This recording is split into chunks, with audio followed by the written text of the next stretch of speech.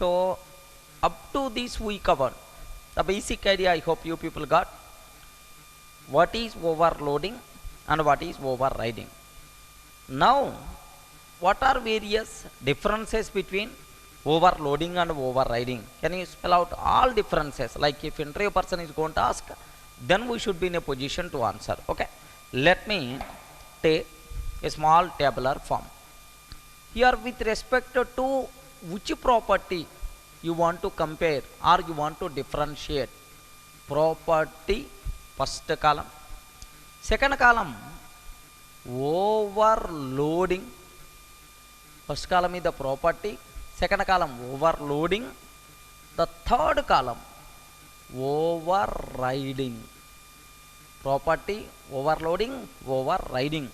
Okay, this is first point. Method names. If you consider method names, what about method names in overloading? Method names must be same. Compulsory the method names must be same. Better to take must be same. Method names must be same. And even overriding also must be same. Must be same. Second one, what about argument types? What about argument types? Argument types. Can you spell out what about argument types in overloading? Must be different. At least order. At least order. Suppose m1 of int I comma float f is there. At least order compulsory should be different. m1 of float f comma int I. Are you getting at least order? So here argument types must be different. Better to take must be different. At least order within bracket spell out. But what about overriding? Must be same. Compulsory. Parent class and child class method should have same name and the same arguments. Must be same within bracket including order. Must be same within bracket including order. Okay, now you people may be aware method names and arguments, this combination is by default considered as method signature. Again, method signature is nothing but method name and argument types. So what about method signatures? What about method signatures? In overloading, method signature, because of different argument types, method signatures must be different. Must be different. Method signatures must be different. But what about overriding? Must be same. Must be same. Okay, this is the third point anyway. So method names, argument types, method signatures are same. Now the next point, take a bit very special care. What about return type? What about return type? In overloading, methods may have different return types also. Maybe same return type, different return type. There are no restrictions at all for the return type concept. That's why no restrictions. No restrictions. If you want, you can take same return type, or if you want, you can take different return type also. There is no problem at all. But what about overriding? In overriding, return types must be same. But here one small twist is there, you people should identify. In overriding, return types must be same. Return types must be same. Suppose if my parent class method contain public object m1, like I have parent class method, in the child class compulsory the return type should be object only. Okay, should be object only, right? But this rule is applicable until 1.4 version. From 1.5 version onwards, there is one special concept, covariant. Covariant return types are allowed. covariant return types are allowed. Then immediately I ask, sir, what is the covariant return type? The child class method return type need not be same as parent method return type. It's child types also allowed. Here instead of object, happily you can take string also, or you can take string buffer also. Like the child class method return type need not be same as parent method return type. It's a child types also allowed. Is it clear for all of you?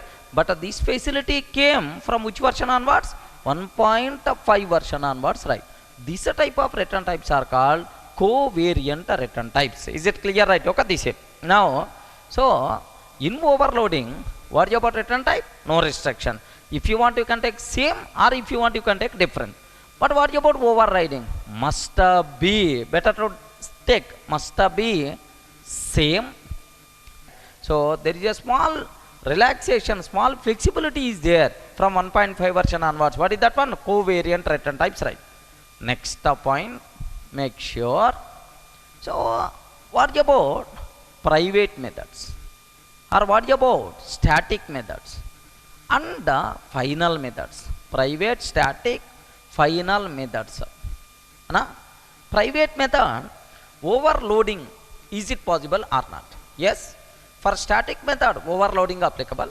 For final methods, overloading applicable. That's why overloading concept applicable for private, static and final method can be overloaded, no problem at all. Can be overloaded, no issue at all. But what about overriding? Here, make sure, very important. Parent class private method not available to the child. That's why overriding concept not applicable for private method. Next up, for static method, even though you can take same static method, it is method hiding but not overriding. That's why, so for static also overriding not applicable.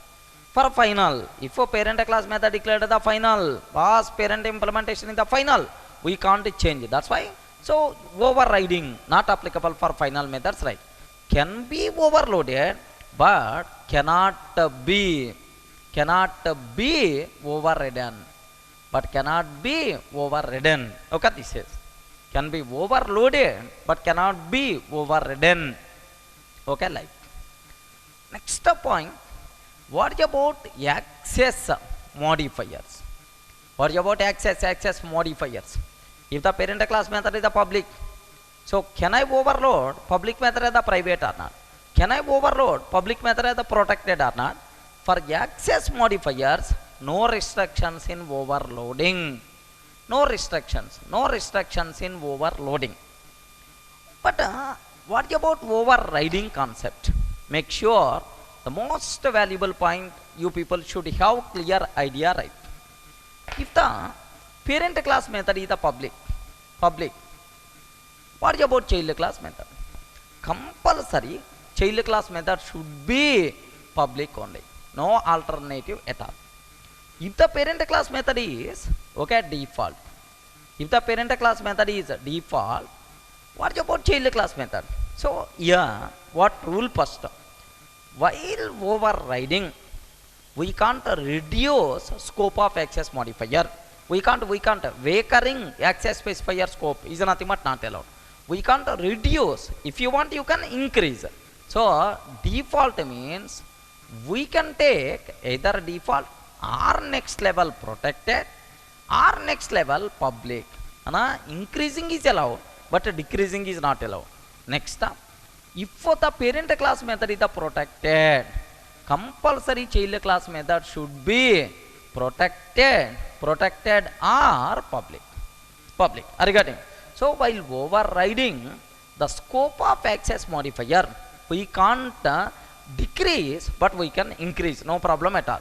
Suppose if the parent class method is the private, what about so child class method? Make sure overriding concept not applicable for private method. Are you getting that? Okay, this. So while overriding, we can't reduce the scope of access modifier, but we can increase, no problem at all. This is the point about access modifiers, right? I hope you can able to understand. Next point here, throws class related to exception handling, right? throws class. If the what about overloading? Is there any restrictions related to throws class? Is nothing but I'm sure there are no restrictions, right?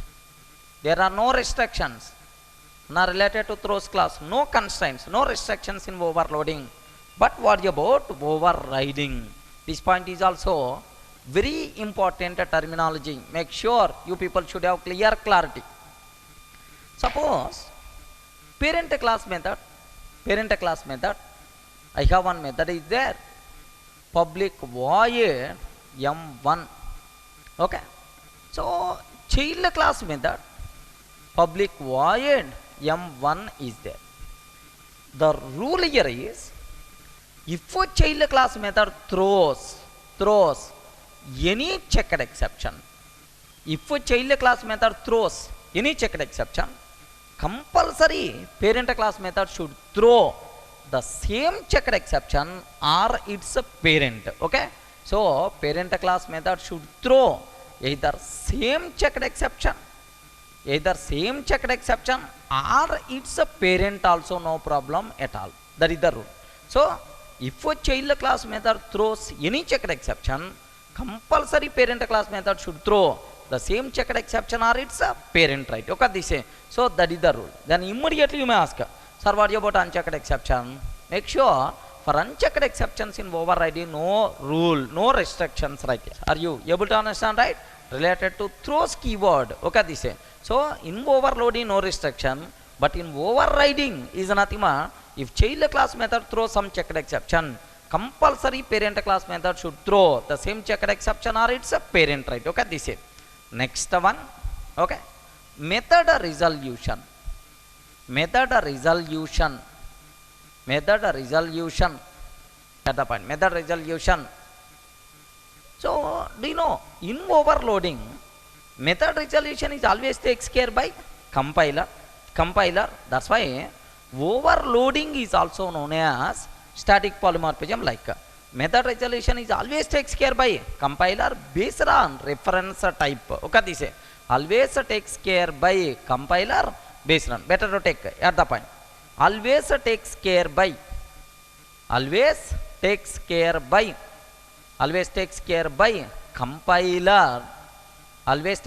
compiler, based on reference type. Always takes care by compiler based on reference type. Next, other side. So in overriding, who is going to take care about method resolution? Always takes care by JVM based on runtime object. Always takes care by JVM. Always takes care by JVM based on runtime object.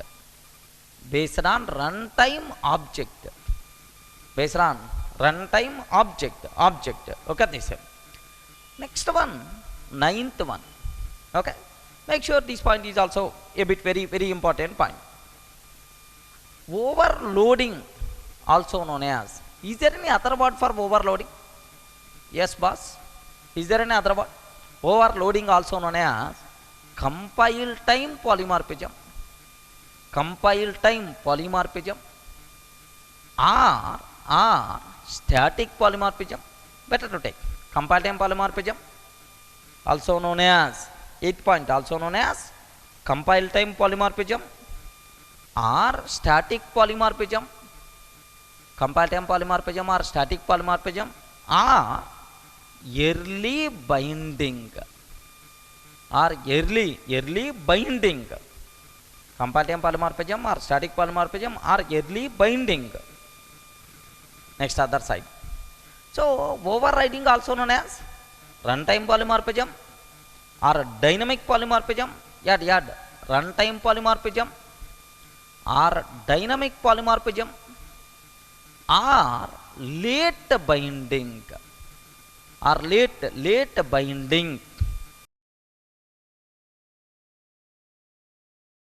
That's all.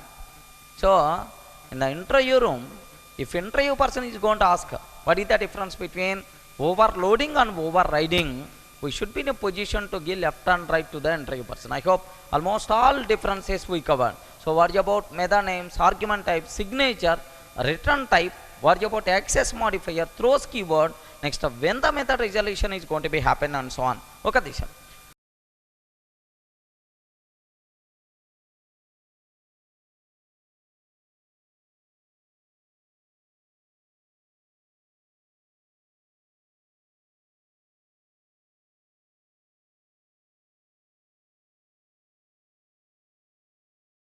But if you observe the total thing, in overloading, so method names must be same, arguments must be different.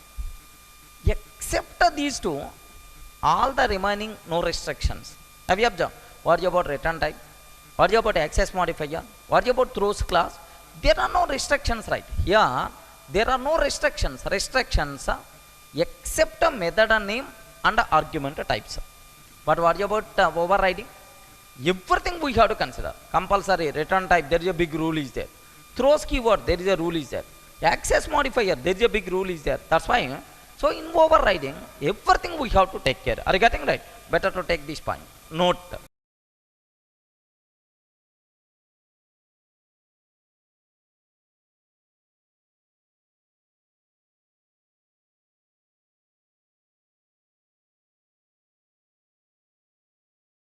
That's all. So it is the most valuable important question. What is the difference between overloading and overriding? I hope all possible differences you can evaluate. Okay, that's all. I hope you can able to understand.